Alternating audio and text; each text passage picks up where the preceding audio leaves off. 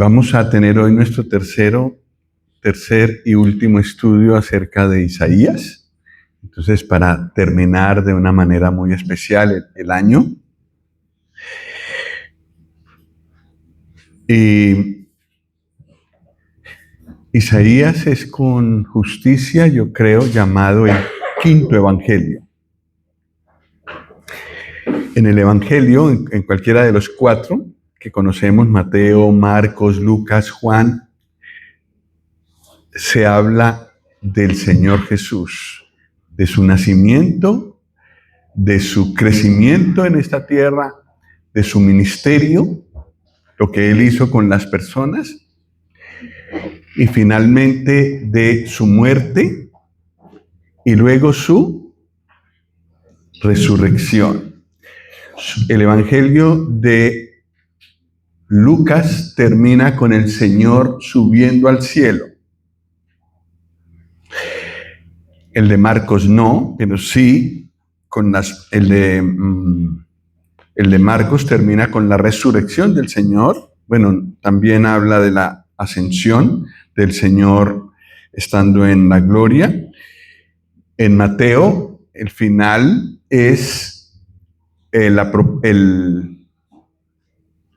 la promesa del Señor de que Él estaría siempre con sus discípulos, aunque Él se fuera. Y el Evangelio de Juan también habla de la venida del Señor en una forma diferente. Es el Señor tratando personalmente a Pedro y tratando personalmente a Juan. Y cómo termina, digamos así, por llamarlo de alguna manera, el Evangelio según Isaías. Isaías tiene muchos más temas, pero todo el Evangelio, todas las cosas que hemos visto que están en los otros evangelios, aparecen en Isaías. El nacimiento del Señor, lo hemos visto. También su ministerio, eso lo veremos hoy, pero también veremos que habla de su muerte, de su resurrección, y habla mucho de su reino. Es decir, el Señor resucitado, ascendido al cielo, coronado por Dios en la gloria y viniendo sobre esta tierra con una majestad, con una gloria que al leerla nos quedamos impresionados, aunque no lo estamos viendo con estos ojos.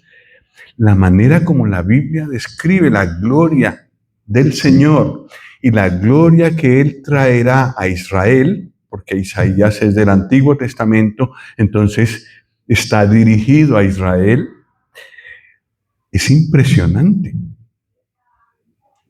Si no fuera porque Dios lo dice y no miente, nunca ha mentido, diríamos, esto no puede ser, esto parece ficción, imaginación.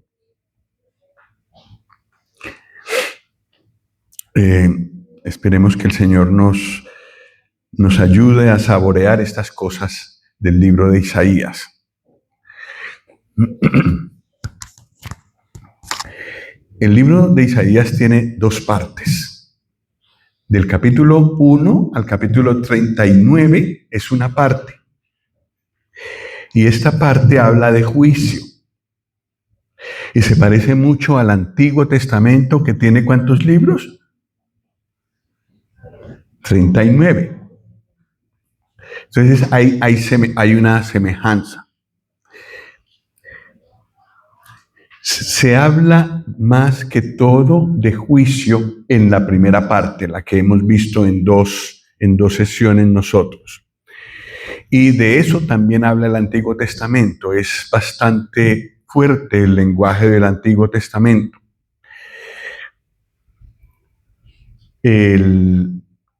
Cuando leemos todo el Antiguo Testamento una y otra vez, siempre quedamos con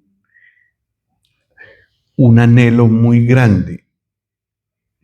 Quedamos con el deseo de que eso sea completado, solo quedar en juicio, el Antiguo Testamento que termina en juicio, solo quedar con juicio nos da la impresión de que Dios es solo un Dios de ira. Es verdad que es un Dios santo, es un Dios justo, a quien no podemos sobornar ni podemos convencer de cosas. Es justo, Él ve todas las cosas, entonces no necesita que nadie le dé testimonio de lo que hacemos. Inclusive ve el corazón. Nadie le podrá decir a Él, no puedes juzgar. Sí, y Él en Isaías y en otros profetas denuncia el pecado con una precisión. Es increíble. Cuando yo me veo a la luz de esos listados de pecados que hay en el Antiguo Testamento, yo pienso, ¿cuántos pecados diferentes soy capaz de cometer? Y es capaz de cometer la gente. Ante todas esas cantidad diferente de pecado, viene el juicio y vendrá el juicio. Y vino el juicio la primera vez. El diluvio es una muestra de que Dios juzga. Algunos dicen que el diluvio es un cuento, pero hay más o menos 200 culturas alrededor del mundo que hablan de grandes inundaciones como juicio. Una es mi tierra. Yo soy bogotano, de Bogotá, Colombia, y allí hay una leyenda de una gran inundación de la sabana de Bogotá, donde está ahora la ciudad. Muy lejos de la tierra de la Biblia. Nada que ver con la revelación bíblica. Pero hubo una inundación. Está en el corazón de las personas allí. Cuando los españoles llegaron, no habían tenido ningún contacto con el cristianismo. Y así han encontrado más de 200 leyendas alrededor de todo el mundo. El diluvio ocurrió. Y el juicio que Dios anuncia en Isaías y en otros profetas ocurrirá. Isaías tenía 2 hijos. Y cada uno de los 2 nos revela o el carácter de la primera parte, la de juicio, o el carácter de la segunda parte, la de gracia, la de salvación. Un hijo se llamaba, ¿cómo?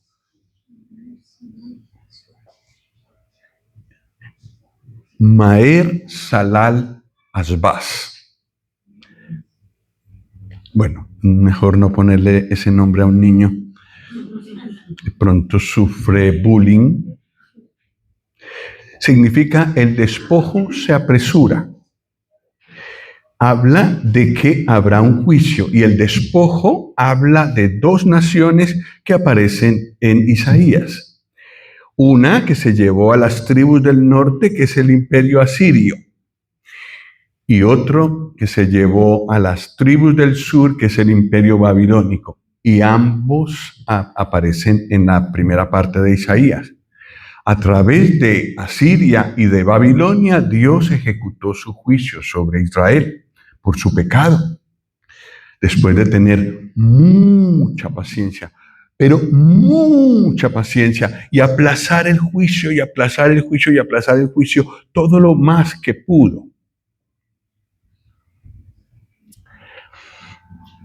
Al final del capítulo 38 y 39 de Isaías, es decir, al final de la primera parte, se ven naciones enemigas. Primero Asiria, y no pudo tomar a Jerusalén porque el Señor la liberó. Y después Babilonia, que todavía no era imperio, pero ya estaba empezando a trabajar para llegar a ser un imperio. Y envió espías.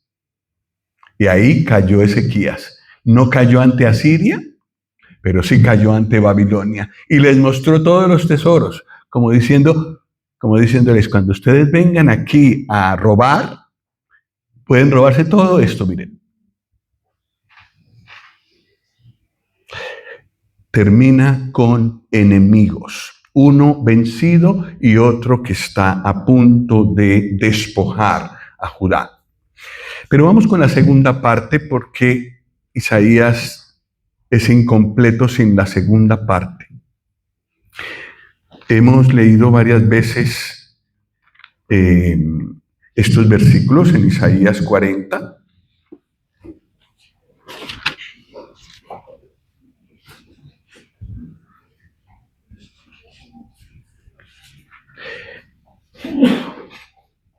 ¿Cuál es la primera palabra en Isaías 40? Consolaos. ¿Juicio? No. ¿Se merecen el consuelo? No. Pero es que el Dios al que nosotros adoramos es un Dios de ira, es verdad, es santo, pero también es un Dios de gracia, de consuelo. Versículo 2. Qué precioso versículo. ¿Lo leemos juntos? 1, 2, 3. Hablad al corazón de Jerusalén, decidle a voces que su tiempo es ya cumplido, que su pecado es perdonado, que doble ha recibido de la mano de Jehová por todos sus pecados. Hablad al corazón. Eso es maravilloso. El Señor sabe que tenemos un corazón y sabe hablarnos al corazón. Y aquí ya en el segundo versículo habla de perdón. ¿Se merecen los israelitas que hicieron toda esa lista de pecados el perdón? ¿El consuelo de Dios? No. Y aquí estamos nosotros todos iguales que Israel. Y vamos camino a la condenación. Antiguo Testamento, primera parte de Isaías. El despojo se apresura. Viene ya pronto el tiempo del juicio de Dios. Pero hay un consuelo disponible para todos nosotros, un perdón disponible para cada uno de nosotros. Dios quiere perdonar. Él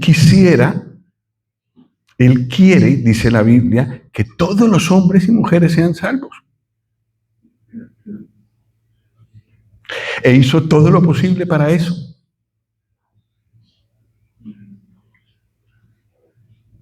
Envió al Señor Jesús. Y después, sobre todo en los últimos 200 años, el Evangelio se ha ido a toda la tierra. ¿Quiere Dios que todos los seres humanos sean salvos? Sí.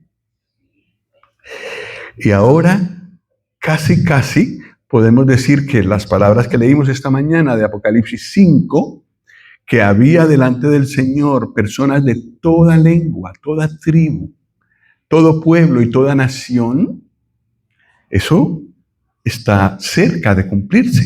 Quedan pocas etnias en el mundo que todavía no conocen al Señor. Las hay. Y tenemos que orar que el Señor envíe misioneros allí. Pero casi no hay rincón de la tierra, ni país de la tierra donde el Evangelio no haya llegado. ¿Quiere Dios que todos sean salvos? Sí.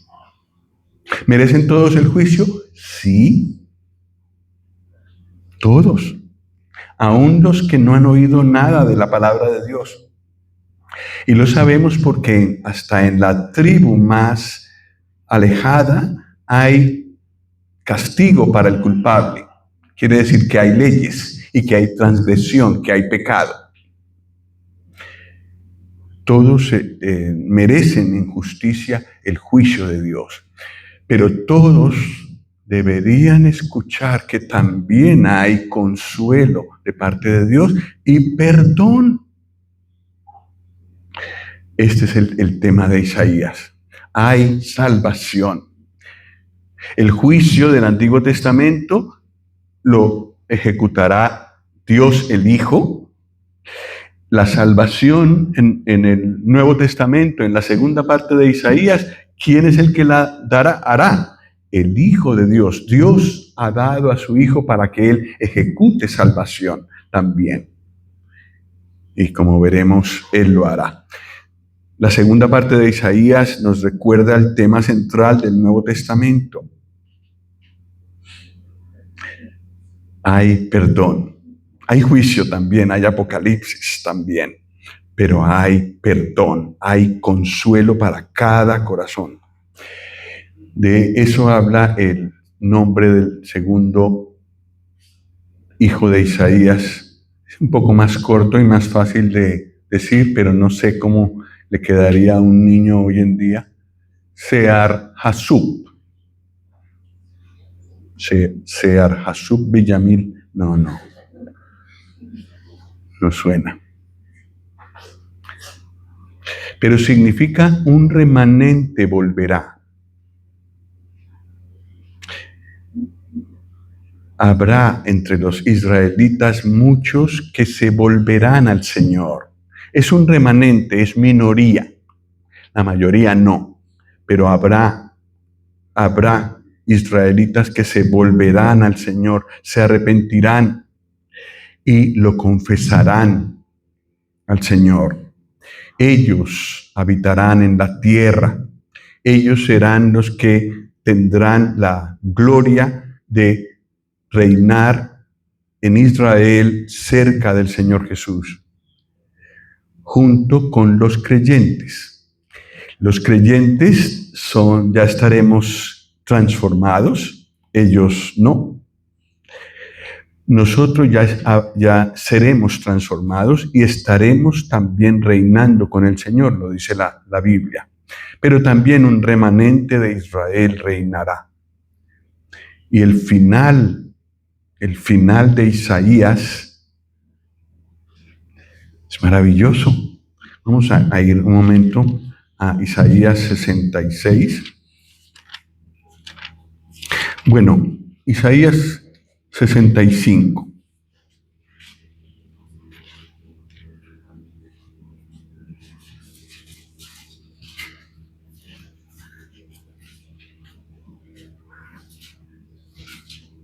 Versículo 17. Porque he aquí, yo crearé nuevos cielos y nueva tierra, y de lo primero no habrá memoria, ni más vendrá al pensamiento.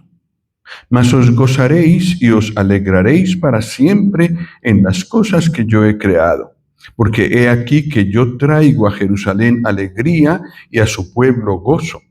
Y me alegraré con Jerusalén y me gozaré con mi pueblo. Y nunca más se oirán en ella voz de lloro ni voz de clamor. No habrá más allí niño que muera de pocos días, ni viejo que sus días no cumpla, porque el niño morirá de 100 años y el pecador de 100 años será maldito. Versículo 25. El lobo y el cordero serán apacentados juntos, y el león comerá paja como el buey, y el polvo será el alimento de la serpiente. No afligirán ni harán mal en todo mi santo monte, dijo Jehová. Esto es Apocalipsis 22, ¿verdad? Solo que en Isaías está presentado desde el punto de vista de un pueblo terrenal, mientras que en Apocalipsis está visto desde el punto de vista de un pueblo celestial, la iglesia. Pero el tiempo en el que el Señor Jesús reinará sobre esta tierra, este será el panorama. No solamente en Israel, en todo el Monte Santo, en Jerusalén, sino en todo el mundo. Y habrá paz y justicia. El Señor Jesús se encargará de reinar de esa manera. Consuelo, y gloria. También se habla mucho en los últimos capítulos de Apocalipsis de venganza. Isaías 61.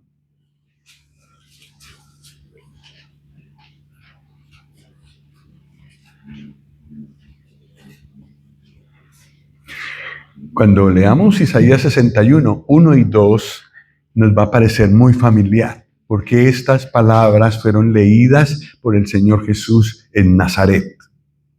Solo que el Señor se detuvo en cierto punto. Observemos. El Señor se levantó allá en la sinagoga de Nazaret y leyó. El Espíritu, versículo 1, el Espíritu de Jehová el Señor está sobre mí, porque me ungió Jehová, me ha enviado a predicar buenas nuevas a los abatidos, a vendar a los quebrantados de corazón, a publicar libertad a los cautivos y a los presos apertura de la cárcel, y a proclamar el año de la buena voluntad de Jehová. Y se detuvo. Pero Isaías no se detiene ahí. ¿Qué sigue diciendo? Y el día de venganza del Dios nuestro, a consolar a todos los enlutados. Dios tiene un tiempo para su venganza. Dios aplaza su venganza hasta lo último, dando oportunidad de arrepentimiento y de reconciliación con Él. Pero viene un día de venganza.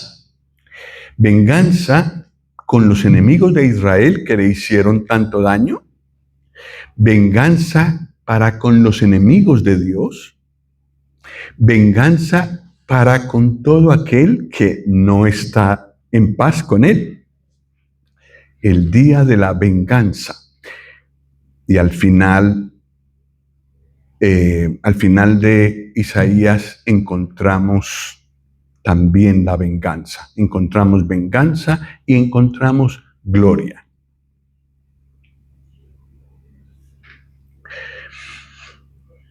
Bueno, vamos a continuar que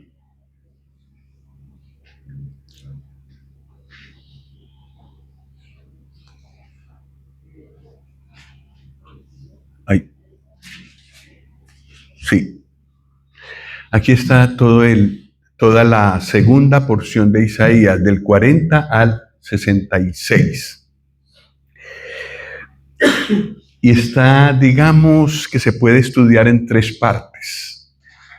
Cada una de 9 capítulos.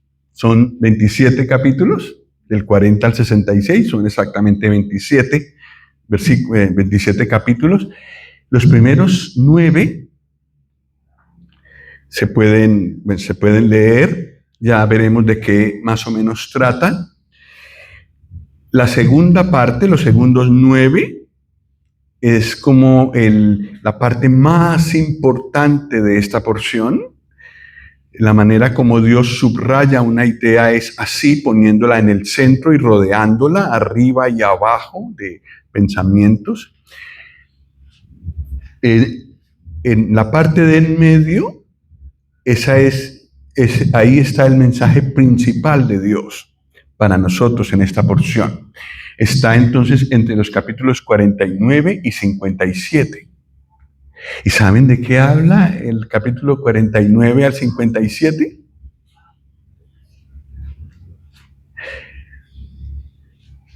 Del Señor Jesús, el siervo que ejecutó la salvación de Dios.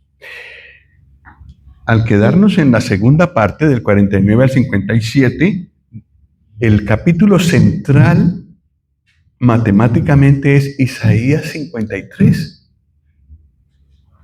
Creo que esto lo vimos con detalle hace unos años. Isaías 53 es el capítulo central. Y creo que muchos de nosotros conocemos Isaías 53. El sufrimiento y la gloria del Señor Jesús. De los versículos de Isaías 53, los que quedan en el centro son los versículos 4 al 6. Digamos así que esa es la esencia del mensaje que Dios nos quiere comunicar entre los capítulos 40 y 66 de Isaías. Vamos a leer esos versículos. Si se nos olvida todo el resto de lo que hemos visto hoy, que no se nos olviden estos 3 versículos. Isaías 53, versículos 4 al 6.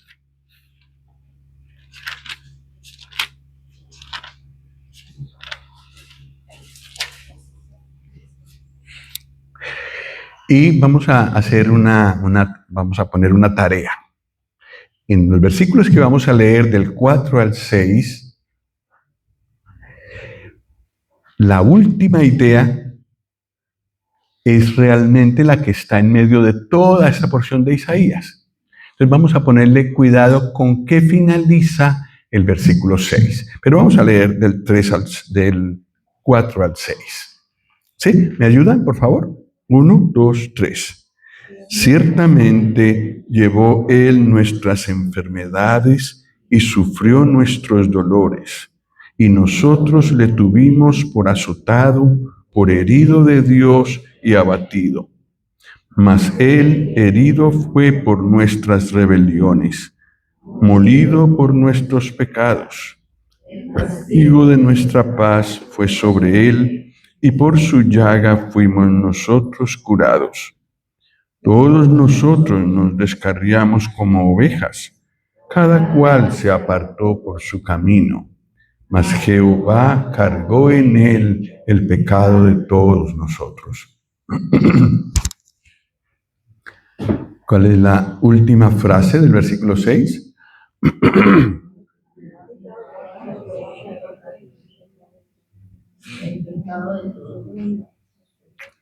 Por eso hay consuelo, por eso hay perdón. Lo que leímos en Isaías 40.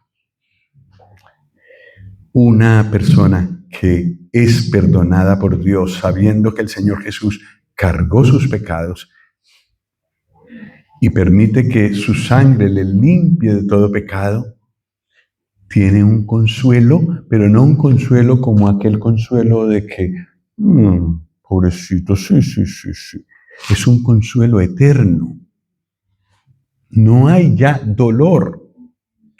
Para siempre ha desaparecido la carga de la culpa. Entonces, gracias a estos versículos que están en el centro de la segunda parte de Isaías, sabemos cómo obtener consuelo, paz con Dios, perdón de pecados. Esa es una cosa que muchas personas, mejor dicho, que todos necesitamos, pero que muchos no saben o no lo han experimentado.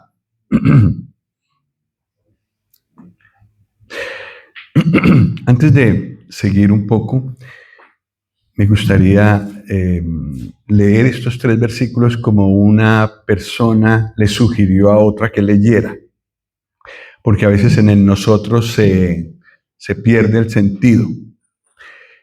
Una persona estaba evangelizando a otra y le dice, lee estos 3 versículos, pero léelos en vez de nosotros, di yo. Ponte ahí, pon ahí tu nombre. Entonces la persona leyó más o menos así. Ciertamente, versículo 4, ciertamente llevó él mis enfermedades y sufrió mis dolores. Y yo le tuve por azotado, por herido de Dios y abatido. Mas él herido fue por mis rebeliones, molido por mis pecados.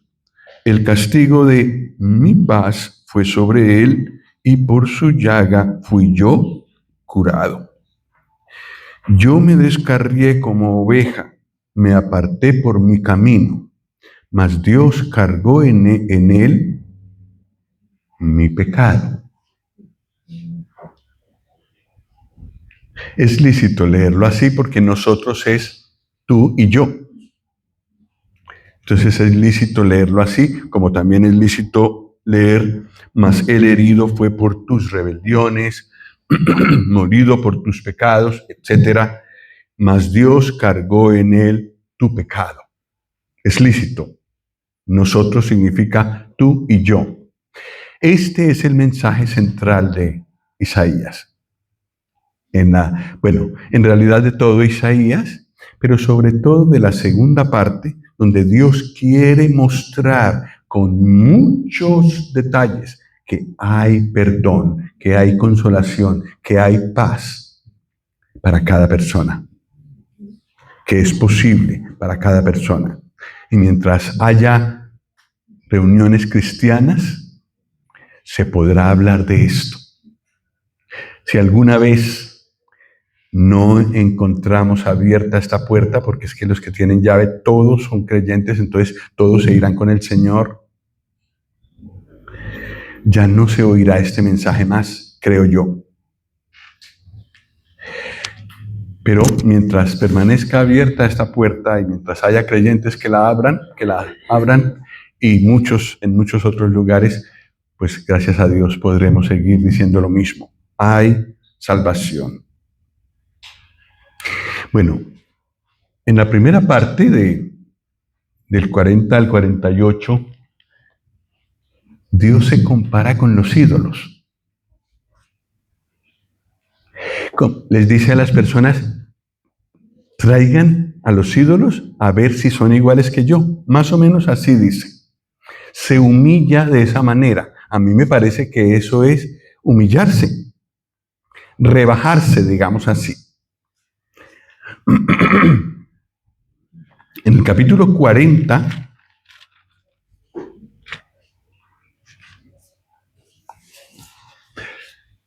dice en el versículo 12,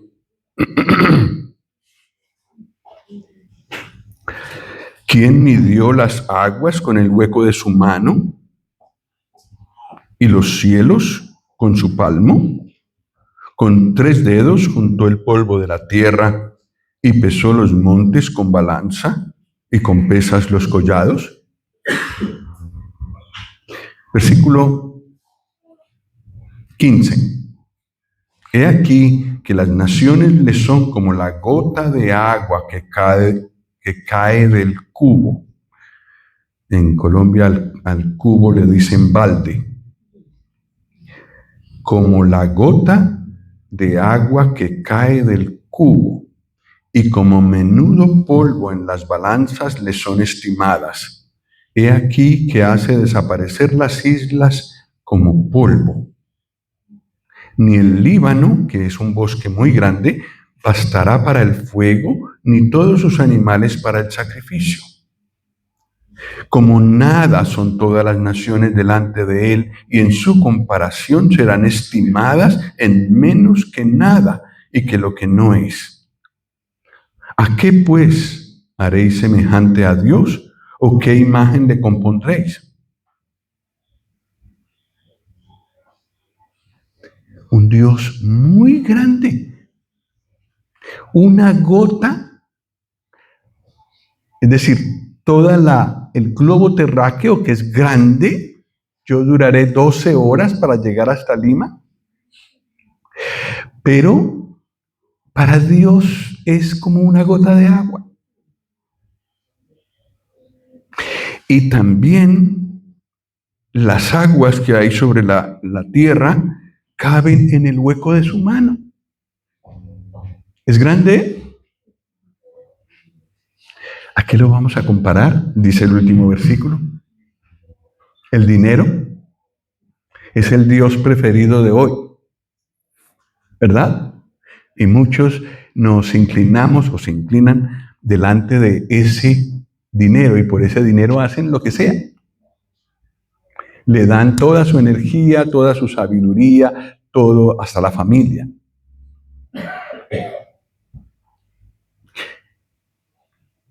Sin embargo, el dinero no lo puede comprar todo. Tiene muchas limitaciones. Y creo que el mayor límite que tiene es que no puede comprar un corazón. Bueno, ¿a qué me compararéis? ¿Hay algún Dios? Ya no hablemos de estatuas porque entre nosotros ya sabemos que eso no se debe hacer. Hablemos de los dioses que sí se adoran en esta tierra y que nosotros los creyentes, que ya conocemos la palabra, estamos en peligro de adorar también.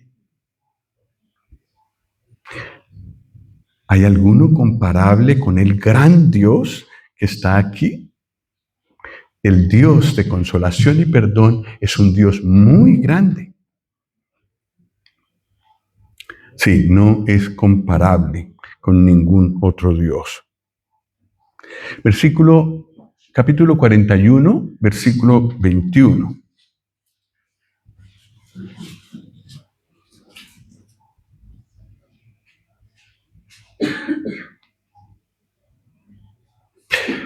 Está el Señor enfrentado a los dioses y dice: alegad por vuestra causa, dice Jehová, presentad vuestras pruebas, dice el rey de Jacob.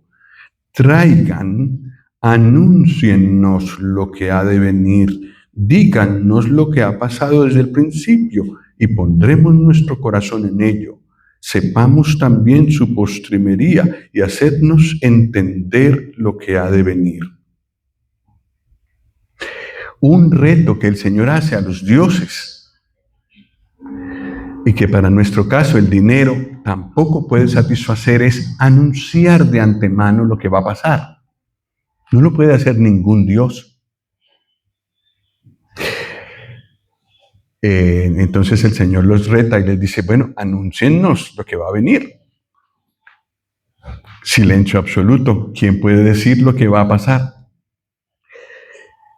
Solo el Señor. Y en eso es como la prueba grande que Él pone aquí para mostrar que Él es el Dios verdadero.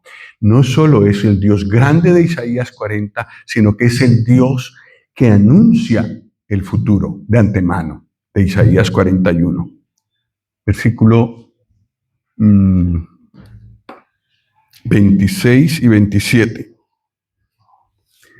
¿Quién lo anunció desde el principio para que sepamos? ¿O de tiempo atrás y diremos, es justo? Cierto, no hay quien anuncie. Sí, no hay quien enseñe. Ciertamente no hay quien oiga vuestras palabras. Yo soy el primero que he enseñado estas cosas a Sión, y a Jerusalén daré un mensajero de alegres nuevas. Lo que no pueden hacer los dioses, lo puede hacer el Dios verdadero. Yo hablé, yo he enseñado estas cosas, yo las anuncié. Y efectivamente, tenemos la Biblia llena de predicciones. Y, a ver, ¿cuánto fue? Creo que fue el hermano Tony que nos dijo que una gran cantidad de las profecías bíblicas ya se han cumplido. Las que quedan son las menos, pero lógicamente se cumplirán en la mano de un Dios fiel que es fiel a su palabra que ha prometido. Dios anuncia de antemano lo que va a pasar y lo anuncia para que tomemos lección, nos ajustemos nuestra vida a lo que Él quiere y andemos con Él, venga lo que venga en el futuro.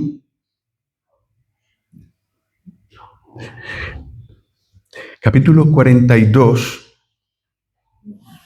Dios presenta a su siervo por el cual Él obrará la salvación.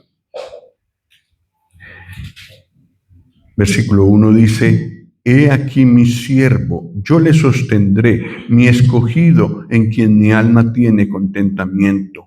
He puesto sobre él mi espíritu, y él traerá justicia a las naciones. No gritará ni alzará su voz, ni la hará oír en las calles. Versículo 3, precioso. No quebrará la caña cascada, ni apagará el pábilo que humeare. Por medio de la verdad traerá justicia. No se cansará ni desmayará hasta que establezca en la tierra justicia. y las costas esperarán su ley.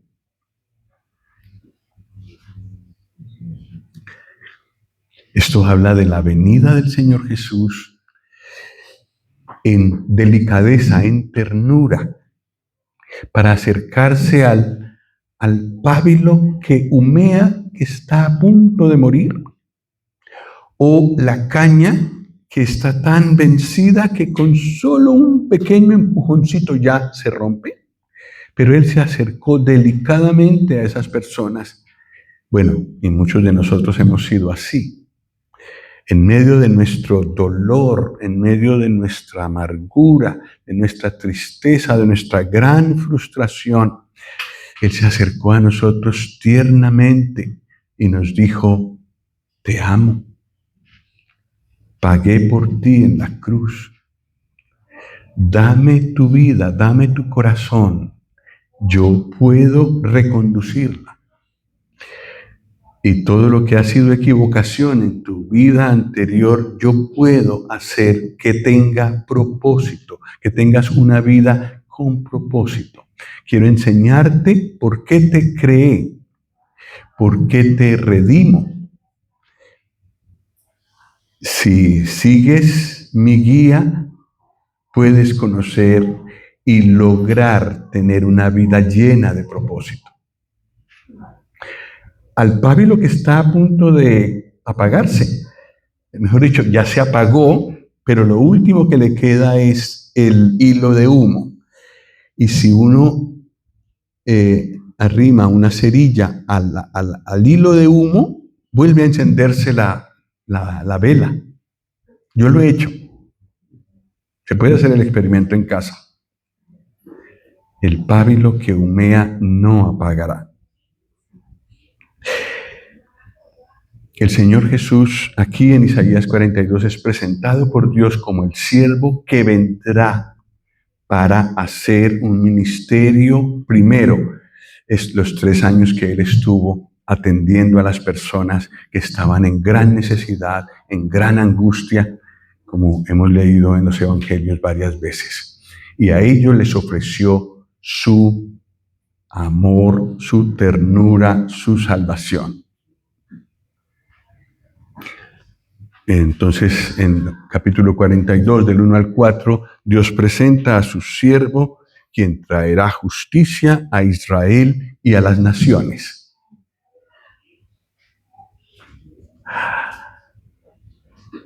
La única manera de tener salvación delante de Dios es habiendo sido declarados justos. Y la única manera de que uno sea declarado justo es a través de la obra de Cristo. No hay otra manera. En el capítulo 43, que es muy conocido, Dios les recuerda a Israel sus promesas y le dice que las cumplirá hasta el fin. Todo lo que Él ha prometido lo cumplirá hasta el fin. Israel está próximo a ser llevado cautivo a Babilonia. Judá, más bien, que es al que se dirige Isaías. Van a ser llevados cautivos, pero ese cautiverio no es el final de la historia. El Dios fiel que dio promesas a Abraham, a Isaac y a Jacob, las cumplirá. Y se lo está recordando a ellos aquí. En el capítulo 47,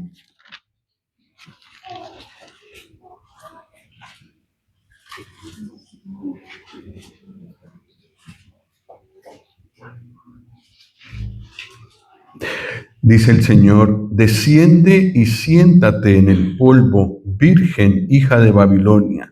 Siéntate en la tierra sin trono, hija de los caldeos, porque nunca más te llamarán tierna y delicada. Babilonia es la nación que se llevará cautiva a Judá. Y aquí lo que está diciendo el Señor es, Babilonia tendrá juicio después de llevarse a los israelitas. sobre todo por la manera como ejecutaron el juicio. Salieron de todo límite y sobre todo de todo temor de Dios. Entonces Babilonia también tendrá final. Y si hoy se visita Babilonia, se encontrará ruinas, aunque fue una de las 7, tenía una de las 7 maravillas del mundo antiguo, los jardines colgantes. Pero ahora de eso, de la gloria de Babilonia, nada. Juicio, juicio. Y se ejecutó. Entonces el Señor le dice a su pueblo, la nación de Babilonia será juzgada. Miremos más allá del cautiverio que vendrá. Dios cumplirá sus promesas. Y a los que hicieron daño a Israel, Él los juzgará.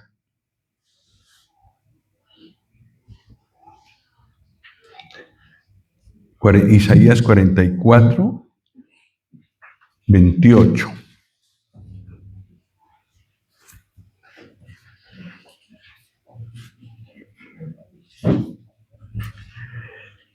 Dice así, que dice de Ciro, es mi pastor y cumplirá todo lo que yo quiero. Al decir a Jerusalén, serás edificada, y al templo serás fundado. ¿Quién es Ciro? ¿Cómo es que aparece en la palabra eterna de Dios?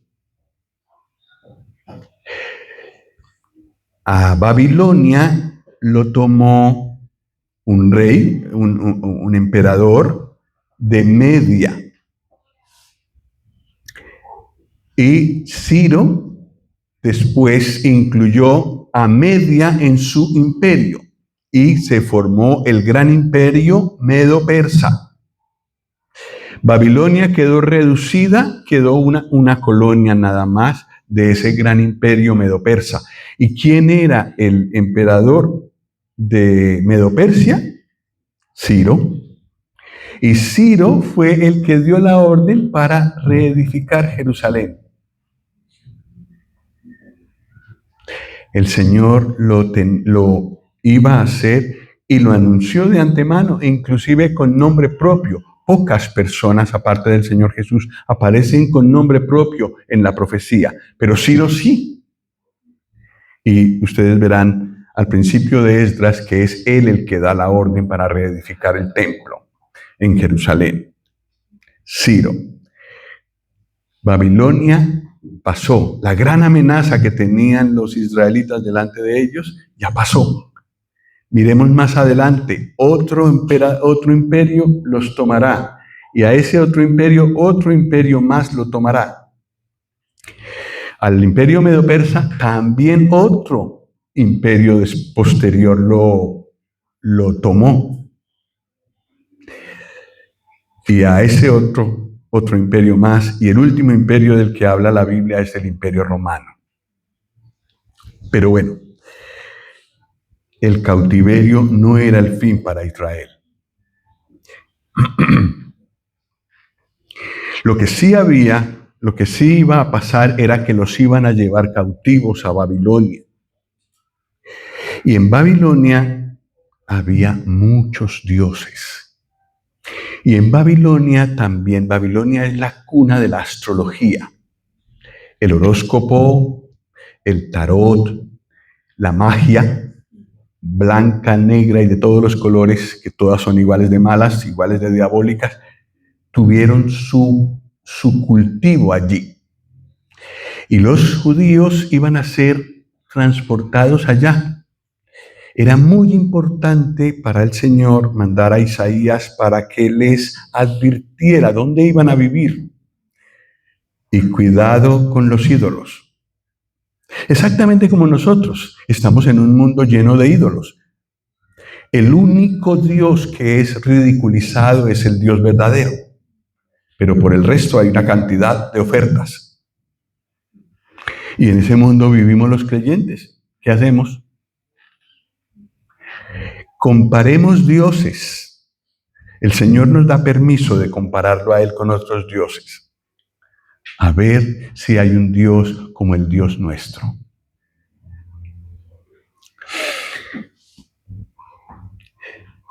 La segunda parte de Isaías, del 49 al 57, ya la vimos, habla del Señor Jesús. Y el tema central de esta porción es su sacrificio en la cruz. Por ese sacrificio hay consolación y hay perdón. Y la última parte también leímos ya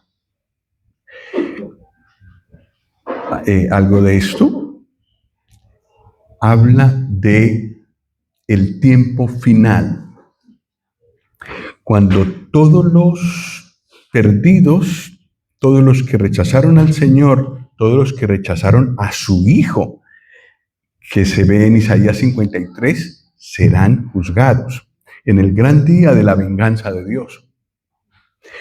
Y también se habla de los salvos y de la gloria que tendrán los salvos. Hay mucho allí al final de Isaías al respecto. Entonces vamos a finalizar con algunos versículos de Isaías 66.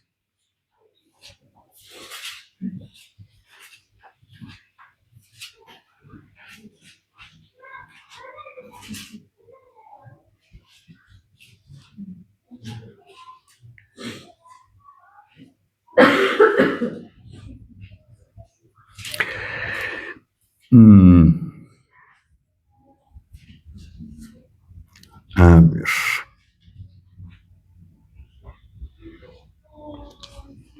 Sí, en el versículo 19 de Isaías 66. Y pondré entre ellos señal, y enviaré de los escapados de ellos a las naciones, a Tarsis, a Fud y Lud, que disparan arco, a Tubal y a Javán, a las costas lejanas que no oyeron de mí ni vieron mi gloria, y publicarán mi gloria entre las naciones.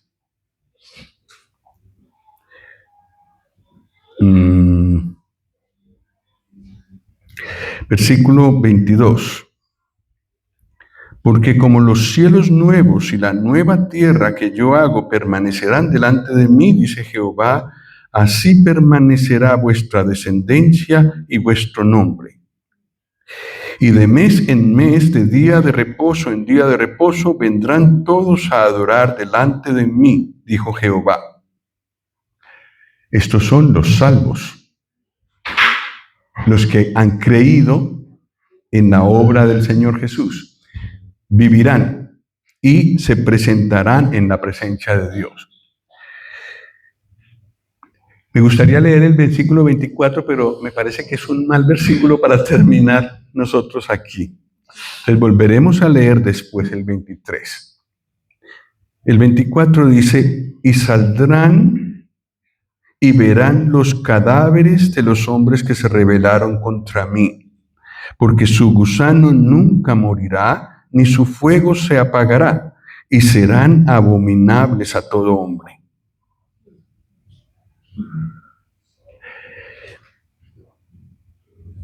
Para el tiempo de Isaías estaba muy bien terminar así, pero yo creo que nosotros necesitamos terminar con el 23, como una última invitación a los que quieren arrepentirse y ser salvos de ese destino eterno.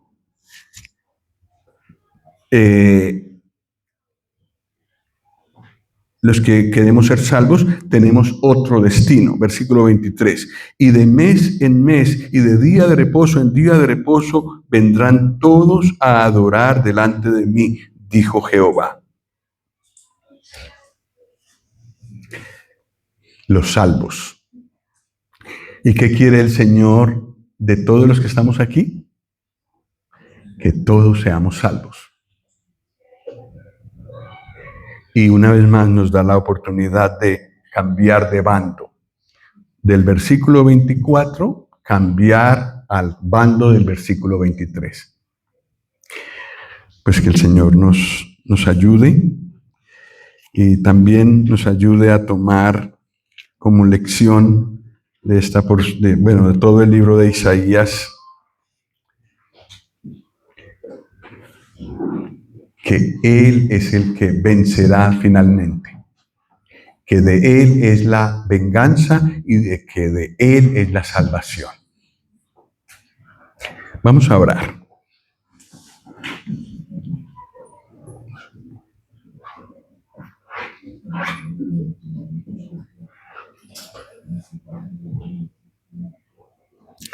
Dios y Padre, queremos darte gracias por tu palabra, por todas las cosas que nos dices. Hay tantos mensajes, tantas cosas que quieres comunicarnos. Pero muchas gracias por hablar a nuestro corazón. Gracias por los que de nosotros hemos confiado en el Señor Jesús. Y con Él hemos tenido la salvación, la consolación eterna y una vida con propósito. Te rogamos por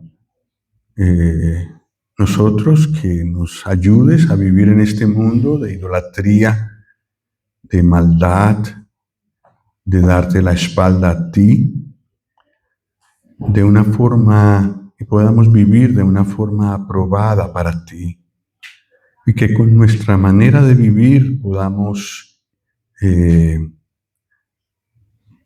hablar a las personas que aún no son salvas. Gracias por recordarnos que quieres que todos los hombres sean salvos. Y Padre, tal vez alrededor de cada uno de nosotros hay personas que quieres salvar. Te rogamos que tú nos uses. Si no puede ser con nuestro testimonio hablado, con nuestro testimonio vivido, pero que puedan conocer algo del Señor Jesús a través de nuestras vidas. Queremos rogar que los que no son salvos en este grupo que hay en este momento, tú les concedas esta gracia de confiar en el Señor Jesús de todo corazón sus vidas. Y que nos ayudes a los creyentes a mantenernos puros en medio de este mundo de tanta impureza. Oh Dios y Padre, nos encomendamos en tus manos. En los méritos del Señor Jesús. Amén.